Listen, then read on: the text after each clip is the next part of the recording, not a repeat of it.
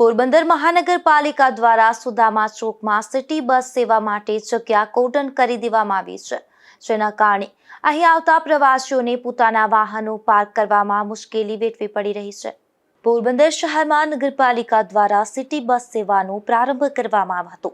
પોરબંદર નગરપાલિકા દ્વારા city bus સેવા માટે સુદામા ચોક ખાતે સિટી બસના પાર્કિંગ માટેની જગ્યા ફાળવણી કરવામાં આવી હતી, જેમાં સુદામા ચોકમાં સિટી બસ સેવા માટે અડધી જગ્યા કોર્ડન કરી લેવામાં આવતા હાલ સુદામા મંદિર ખાતે આવતા પ્રવાસીઓને પોતાના વાહનો પાર્ક કરવામાં મુશ્કેલી પડી રહી છે, ત્યારે સિટી બસ સેવા માટે કોર્ડન કરવામાં આવેલ જગ્યા ખુલ્લી કરી દેવા માંગ ઉઠી છે। પોરબંદરના યાત્રીઓ માટે સુવિધાને વધારો કરવાની જરૂર છે, કારણ કે જે પોરબંદરની નગરપાલિકા સંચાલિત અત્યારે જે બસો છે સુદામા ચોકમાં, એમાં ફરતી ખાલી 2 બસ કે 1 બસ ઉપડી દિવસના આખી કોર્નર કરીને બંધ કરી દીધી છે ને કોઈ પણ નાનું વાહન પર પાર્કિંગ થાય જગ્યા ન થાય।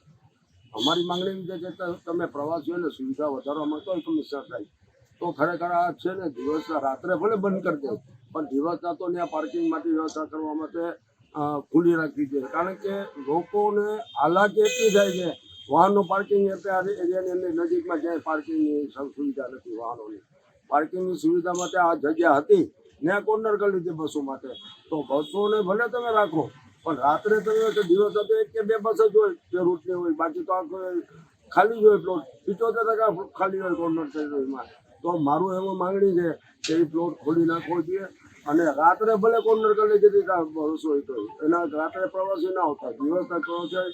સારી સુવિધાની નોંધ લેવા માટે કમિશનર સાહેબ કંઈક કરો। ગઈકાલે પણ મેં સુદામા ચોકની ફરિયાદ કરી, દરરોજ સમસ્યા વધતી જાય અને નગરપાલિકાનું નામ ખરાબ થતું જાય, કમિશનર સાહેબનું નામ ખરાબ થતું જાય અને લોકો આનો સારો સંદેશ લઈને નથી દેતા। પોરબંદરમાં પાર્કિંગની સુવિધા, સુદામા મંદિરની અંદર બધી આવતા આવી લોકો જે અહીંથી બીજા બહારના આવતા હોય એ લોકો